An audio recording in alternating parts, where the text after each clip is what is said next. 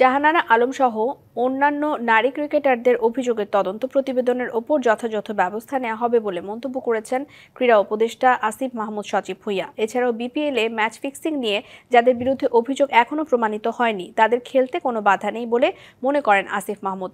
তবে খেলোয়াড় সহ ফিক্সিংয়ে জড়িত সকলকে বিচারের আওতায় আনা হবে বলে জানান আসিফ।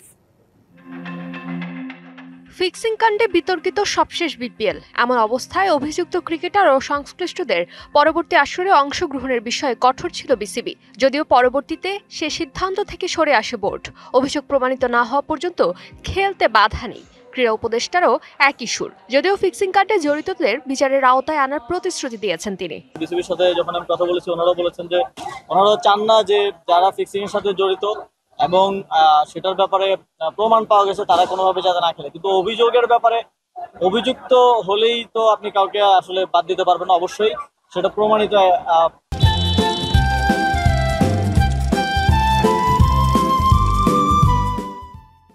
হতে হবে এবং প্রাথমিক প্রমাণ পেতে হবে শাস্তি দেওয়ার জন্য।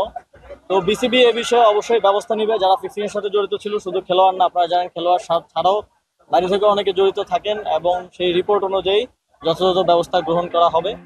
জাহানারা আলমের যৌন হয়রানি ইস্যুতে টালমাটাল দেশের ক্রিকেট। বিসিবির ৩ সদস্যের তদন্ত কমিটি ১৫ দিনের মধ্যে সুষ্ঠু ও নিরপেক্ষ রিপোর্ট জমা দেবে আশা আসিফের।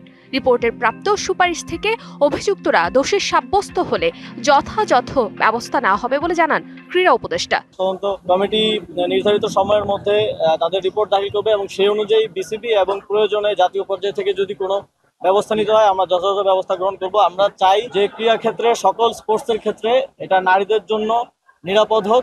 নারীদের খেলাধুলার অংশগ্রহণ বাড়াতে সরকার আন্তরিক। তাদের জন্য নিরাপদ পরিবেশ তৈরিতে কাজ করছে সরকার বলে জানান ক্রীড়া উপদেষ্টা। ফারজানা জাহান প্রিয়া, ডিবিসি নিউজ ডেস্ক।